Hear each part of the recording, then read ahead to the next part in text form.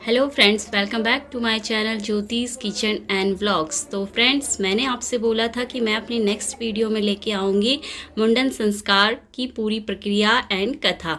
तो आइए आप भी सुनिए और आनंद उठाइए इस कथा और प्रक्रिया का। निवेदित करते हैं, साथ ही साथ गुरुदेव भगवान से प्रार्थना करते हैं आप यहाँ पर जिस उद्देश्य के साथ में आए हैं आपका उद्देश्य पूर्ण हो। मित्रों, आप जिस तीर्थ में बैठे हैं कोई साधारण तीर्थ नहीं है।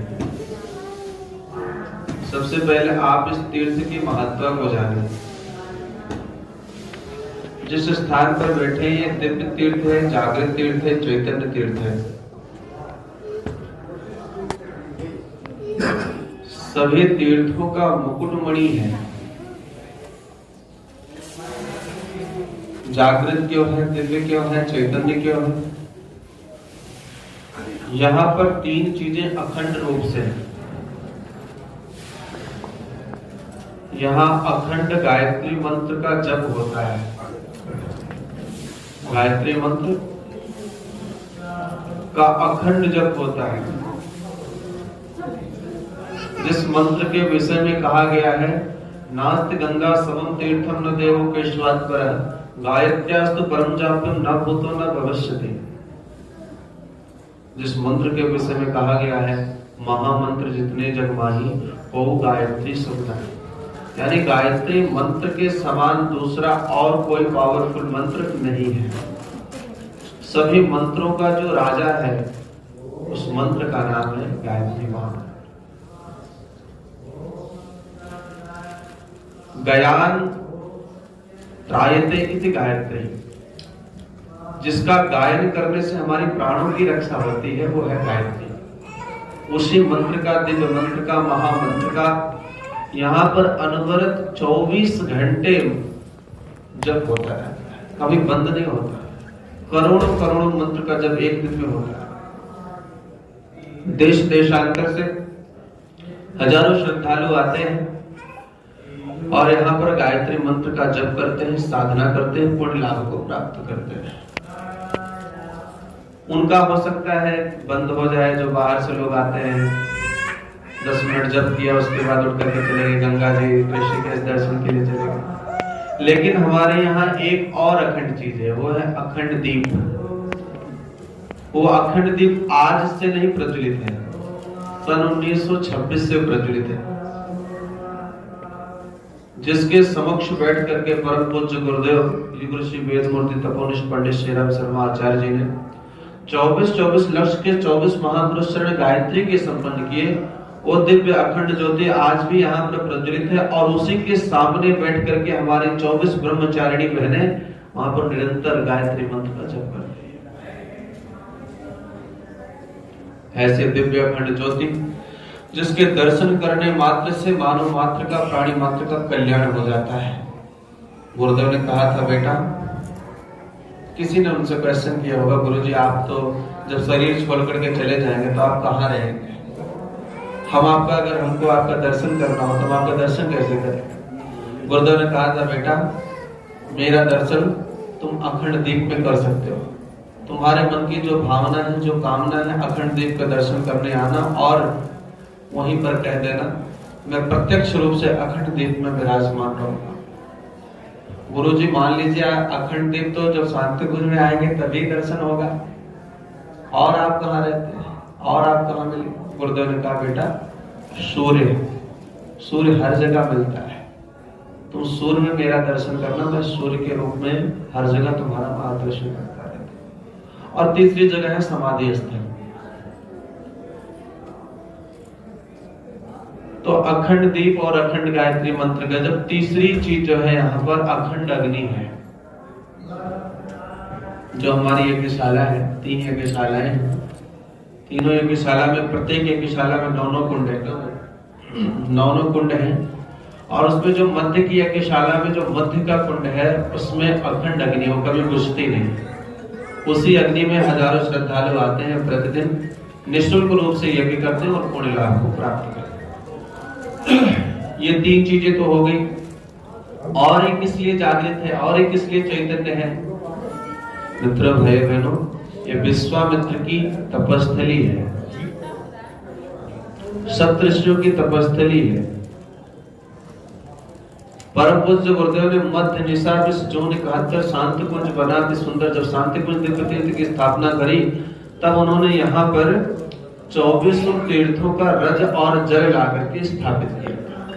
यानी कहने का अभिप्राय बस इतना सा है, जितना पुण्य आपको 2400 तीर्थों में परिभ्रमण करने से मिलता है, उतना पुण्य केवल आपको शांति कुंज में आने मात्र से मिल जाता है।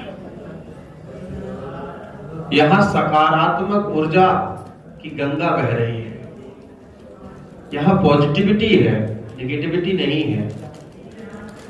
जैसे आप शांति कुंज में प्रवेश करते हैं, मन में शांति की अनुभूति होती है, और जैसे आप शांति कुंज से बाहर निकलते हैं तो कोलाहल मचा हुआ है, चारों तरफ लूटपाट। कब किसकी जेब कट जाए कोई पता नहीं। मन की शांति अपने आप खत्म हो जाती है। लेकिन जब शांति कुंज में आते हैं तब यहाँ आकर के आनंद की अनुभूति होती है, इतना दिव्य, इतना जागृत, इतना चैतन्य, इतनी शांति की अनुभूति। ऐसे दिव्य तीर्थ में, चैतन्य तीर्थ में, जागृत तीर्थ में आज आपके बच्चे के जीवन का एक विशेष प्रकार का संस्कार होने जा रहा है, एक विशेष प्रकार का उपक्रम होने जा रहा है, जिस संस्कार का नाम है चूड़ाकरण संस्कार। इसी का दूसरा नाम है मुंडन संस्कार, और कुछ भाइयों का शिखा स्थापना संस्कार भी होना है। तो मित्रों, पहले आप मुंडन के बारे में मत जानिए, पहले आप चूड़ाकरण के बारे में मत जानिए, पहले आप ये जानिए कि संस्कार क्या होना। संस्कार क्या है मित्रों? संस्कार आध्यात्मिक उपचार है। क्या है? आध्यात्मिक उपचार है। सीधे सीधे इसका अगर देखा जाए, यदि साधारण भाषा में आपको समझाया जाए तो संस्कार क्या है? अनगढ़ से सुगढ़ बनाने की प्रक्रिया का नाम संस्कार है।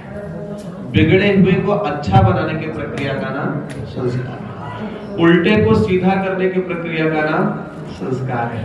पशुवत से देवत्व की तरफ ले जाने की प्रक्रिया का नाम संस्कार है।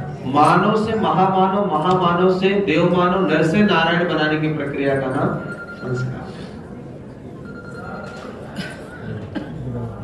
जैसे हमें बुखार हो जाता है तो हम लोग उपचार लेते हैं कि नहीं? डॉक्टर के पास जाते हैं, डॉक्टर साहब बुखार हो गया, डॉक्टर साहब चेक करते हैं, हो आपको तो बुखार है, तो क्या करते हैं? वो उपचार करते हैं। वो कौन सा उपचार करते हैं? कोई एलोपैथिक से करता है, कोई होम्योपैथिक से करता है, कोई और एंटीबायोटिक आजकल तो चल रही है, तो वो आपको टैबलेट दे देते हैं, आप खा लेते हैं, आप ठीक हो जाता है। लेकिन जब मनुष्य का चिंतन, चरित्र, आहार, विहार ये बदल जाए तो तब केवल दवा से काम, एलोपैथिक से काम चलने वाला नहीं है। जब मनुष्य अपने मार्ग से, अपने लक्ष्य से भटकने लग जाए तब एलोपैथिक दवाई काम नहीं करेगी। मित्रों, संस्कार क्या है इसको अच्छे से समझिए। प्रायः हम लोग संस्कार का मतलब बस इतना सा समझते हैं, किसी तीर्थ में जाएंगे, वहां पंडित जी से मिलेंगे, पंडित जी आएंगे, 2-4 मंत्र बोल देंगे, नाई आएगा, मुंडन कर देगा, हो गया संस्कार। यही इतना समझते संस्कार का मतलब। लेकिन संस्कार को आप समझिए क्या है। जैसे आप कभी कभी रास्ते में चलते हैं तो पत्थर का ठोकर लग जाता है। जब पत्थर का ठोकर लगता है तो कोई उसको प्रणाम नहीं करता, कोई पत्थर देता, आपको लग गए हैं, आपकी बड़ी कृपा हुई, देखिए ब्लड भी निकल रहा है, बहुत बड़ी कृपा हुई, आपको प्रणाम करते हैं। ऐसा कोई भी नहीं करता। हो सकता आप लोग करते हैं, लेकिन हमें तो नहीं लगता इंसान ऐसा कर सकता। मित्रों, कुछ लोग ऐसे होते हैं जो उस पत्थर को उठा करके किनारे रख देते हैं, और कुछ लोग ऐसे भी होते हैं जो और ला करके बीच में रख देते हैं। हमें लगी है तो दूसरों को भी लगे। जिस पत्थर का ठोकर लगा हमने उसको तिरस्कृत किया, निरादर किया, सम्मान नहीं किया, अपमान किया, बल्कि पैरों से ही एक बार और ठोकर मार करके हमने उसको दूर कर दिया। लेकिन जब वही पत्थर किसी शिल्पकार, किसी मूर्तिकार के हाथ में लगता है तो वो छेनी और हथौड़ी के माध्यम से काट छांट करके सुंदर सी प्यारी सी मूर्ति बना देता है, और वही मूर्ति जब मंदिर में रख दी जाती है तो पूजा के योग्य बन जाती है। पत्थर वही है जो अभी पैरों तले रौंदा गया था, लेकिन पत्थर अब वही पूज्य बन गया, मूल्यवान बन गया। पंडित जी, इसमें संस्कार क्या था? संस्कार ही जो काटने छांटने की प्रक्रिया है, यही संस्कार है। आप लोग भात खाते होंगे शायद, भात खाते हैं? भात खाते हैं, चावल खाते हैं? भात एक ही बात है। चावल भात एक ही बात हो ही नहीं सकती। भात भात चावल और भात एक ही बात होगी क्या? चावल भात खा ही चावल का चावल। छत्तीसगढ़ के भाई लोग ये लोग कहते हैं भात खा गए, तो भात से पहले वो क्या होता है? चावल। चावल किसी को एक मुट्ठी खिला दो पेट खराब हो जाएगा, है ना? बोले ज्यादा चावल मत खाओ, लेकिन भात पेट भर के खाओ, मुंह से निकलने लगो तो भी कोई ज्यादा समस्या होने वाली नहीं है। इतना अंतर है भात और चावल में। और आपको बताएं, भात और भक्त दोनों एक जैसे ही होते हैं। भक्त जब साधना की भट्टी पर तपाया जाता है, गलाया जाता है, तब जाकर के वो भगवान को प्रिय बनता है। और भात जब गलाया जाता है, तपाया जाता है, तब जाकर के वो हमारे खाने योग्य होता है। अब आप देखिए प्रक्रिया समझिए। पहले किसान क्या करता है, अभी धान का समय आ रहा है, किसान अब खेत की बढ़िया से गुड़ाई मड़ाई करना शुरू कर दिया होगा। एक दिन जाएगा मार्केट से धान की बीज ले आएगा, शाम को भिगो देगा, सुबह उसको खेत में ले जाकर के छींट देता है। एक महीने में वो पौध बन करके तैयार हो जाती है, वहां से उसको निकाल लेता है, निकालने के बाद गट्ठर बनाता है। फिर क्या करता है, फिर दूसरे खेत में पानी वानी डाल करके बढ़िया से गुड़ाई मड़ाई करके फिर उसमें उसकी रुपाई करता है। रुपाई हो गई, अब क्या करेगा? अब उसको जो है पहली बात तो सांड से रक्षा करनी पड़ती है, जानवरों से रक्षा करनी पड़ती है, समय समय पर उसको खाद पानी देना पड़ता है। उसके बाद क्या होता है, 5 महीने में 6 महीने में धान की फसल आपके खेत में आ जाती, लहलहाने लगती है।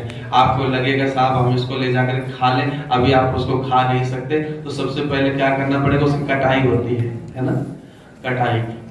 अभी खाने योग्य बना क्या? अभी खाने योग्य नहीं बना है, अब उसकी पिटाई होगी। खूब पीटते हैं उसको।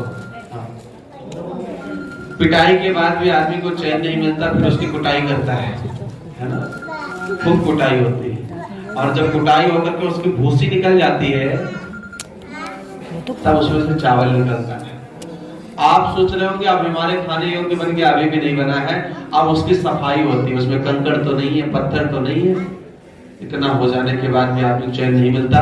घर में आ गया वो चावल, तो हमारी माताएं बहनें जब भोजन बनाने लगती हैं, तब उसको एक बार पुनः सफाई करके फिर उसको धुलती है, यानी धुलाई, और धुलाई के साथ साथ उसकी रगड़ाई। फिर उसमें से जो गंदे चीजें होती है उसको निकाल देते हैं। फिर कुकर में पानी डालते हैं, चावल डालते हैं, इतना पानी ऊपर रहता है, उसके बाद सीटी लगा देते हैं। एक सीटी लग जाए, ऊपर उतार करके नीचे रख दिया, फिर 5 मिनट 10 मिनट बाद जब सीटी निकल गई तो खोला, बढ़िया से सुंदर से प्यारा सा भात बन करके तैयार हो गया। अब आप उसको दाल चावल चटनी के साथ खाना हो या सब्जी के साथ खाना हो, खाइए। लेकिन मित्रों, इसमें संस्कार क्या था? यही कटाई, पिटाई, कुटाई, रगड़ाई, धुलाई की जो प्रक्रिया है, यही क्या है? यही संस्कार। सविताक्षुरेण सोमस्य राज्ञे वरुणस्य विद्वान् तेन ब्रह्मणो वपदेदमस्य गोवानस्वालयमस्तु प्रजावानाः। दूसरी ग्रंथि काटे। ओम विष्णुगत ओमेन धाता बृहस्पतेः अग्निरिन्द्रियस्य चायुषे वपत तेन तम् आयुषे वपामि शुश्लोक्याय स्वस्तये। तीसरी ग्रंथि काटने का भाव। ओम एन भूयस्य राज्ञां जोग च पश्चात् सूर्यं तेन ता आयुषे वपामि शुश्लोक्याय स्वस्तये। तीनों शिखाएं कट रही हैं और काटी जा रही हैं। ठीक है। आगे का जो क्रम है नवीन वस्त्र पूजन का, एक जो वस्त्र आज आप अपने बच्चों, क्योंकि एक तरह से माना जाए आज आपके बच्चे का नया जन्म हो रहा है, तो नया जन्म हो रहा है तो नया वस्त्र पहनाना है। नया वस्त्र जो हम पहनाएंगे वो कैसा वस्त्र होना चाहिए? वो वस्त्र जो हम अपने बच्चों को पहनाएं वो हमारे संस्कृति के गौरव गरिमा के अनुरूप होना चाहिए। फिर बातचीत शुरू हो गई। ओ बहन जी पीछे वाले बातचीत ना करिए, उनको मुंह बंद कराइए भैया। हेलो पीछे वाले भैया, उनको शांत। सहस्रमूर्ते सहस्रपादाक्षशिरोर्बाहवे सहस्रनाम्ने पुरुषाय शाश्वते सहस्रकोटि युगधारिणे नमः। शांति अभिसिंचनम। थोड़ा सा अपने ऊपर जल का अभिसिंचन कर लीजिए, जो कटोरी में रखा हल्का सा। ओम देवो शांतिरंतरिक्षगं शांति पृथ्वी शांतिरापः शांतिरोषधयः शांति वनस्पतयः शांतिर्षे देवाः शांति ब्रह्म शांति सर्वगं शांति शांतिरेव शांति श्यामा शांतिरेधि। ओम शांति शांति शांति सर्वारिष्ट शांतिर्भवतु। बोले गायत्री माता की और पूज्य गुरुदेव की, रमणीय माता जी की, शांति और हरिद्वार की, आज के आनंद की, अपने अपने माता पिता की। ओम नमः पार्वती पते हर हर महादेव। ओम शांति शांति। अब आप ध्यान से सुनिए, कोई उठेगा नहीं जब तक पूरी बात हमारी समाप्त नहीं होगी। और जो बातें मैं बोलूंगा उसका अक्षरशः आपको पालन करना है, ठीक है। एक एक बातों पर आपको ध्यान से सुनना है और उसका पालन करना है। क्या क्या? सबसे पहले आप लोग यहाँ से उठेंगे, अपना एक कटोरी उठाएंगे, पत्तल उठाएंगे, ये सब लेकर के सप्तऋषि क्षेत्र में पहुंचेंगे। जैसे आप वहां जाएंगे तो बीच रास्ते में कोई मत बैठना, दोनों तरफ किनारे किनारे बैठना है, ठीक है। तीनों तरफ किनारे किनारे बैठ जाना, लेकिन रास्ता छोड़ देना। उसके बाद वहां नाई आएगा। नाई का काम क्या है? बाल साफ करेगा, मुंडन करेगा। जब वो मुंडन करेंगे तो क्या होगा? मुंडन करने के बाद आपसे कहेंगे को पैसा दो। आप कहोगे कितना? वो कहेंगे 500, 1000, 2000। तो आप दे सकते हैं, मुझे पता है। कौन कौन दे सकता है? हाथ उठा के बताइए। सब लोग दे देंगे ना 2-2000 रुपए? हाँ। लेकिन अब हमारी बात सुन लीजिए, आपको 2000 देना है, 10,000 देना है, 50,000 देना है, करोड़ देना है, लाख देना है, तो आप कहाँ देंगे? अनुदान काउंटर पर। अनुदान काउंटर पर, डोनेशन काउंटर पर। नाई को कितना देना है? 50 रुपया। कितना? पीछे वाले ध्यान से सुन लीजिए, कितना देना है? 50 रुपया। कोई नेक नेचू नहीं करना है। कुछ लोगों की आदत है ऐसे से घुमा के लोग 500 रुपया तुम लोग 10 रुपया ले लो, 50 रुपया ले लो। और अगर किसी को करते हुए देखा तो हमारे भाई वही आसपास में रहते हैं, इसलिए आपको जो बताया जा रहा है हमारे अनुशासन को मानना आपकी जिम्मेदारी है। और मैं वहां खड़ा रहूंगा, किसी को देख लूंगा अगर 50 रुपए ज्यादा दे रहा है तो फिर जाना ठीक नहीं होगा, क्योंकि मैं रोज समझाता हूँ। लोग दुष्ट कितने होते हैं समझते नहीं, कहने की बात भी समझते हैं, फिर भी वो ज्यादा दे देते हैं और वो यहाँ से पकड़ के ले जाते हैं। 500-500 रुपए 1000-1000 रुपए वसूलते हैं। और उसके मस्तक पर स्वास्तिक बनवा देना, वहां दीदी बनाती है। उसके बाद अखंड दीप का दर्शन करवा देना। दर्शन कराने के पश्चात अपने बच्चे की एक अच्छी सी प्यारी सी फोटो ले लेना अपने मोबाइल में, ठीक है। फोटो लेने के बाद उसको घर जाएगा तो एक पासवर्ड साइड में फोटो निकलवा लेना। निकलवाने के बाद फिर आप जो है यहाँ क्या करेंगे वो तो मान लीजिए बाद का काम है। यहाँ देने वाला कौन है? भाइयों बहनों, बिना मांगे आप लोग जो श्रद्धा से देते हैं उसका मांगा नहीं जाता। अपनी श्रद्धा के अनुरूप आप जो भी दान करना चाहें अनुदान काउंटर पर दान करिएगा, वो सत्कर्म में लगेगा, अच्छे कार्य में लगेगा, है ना।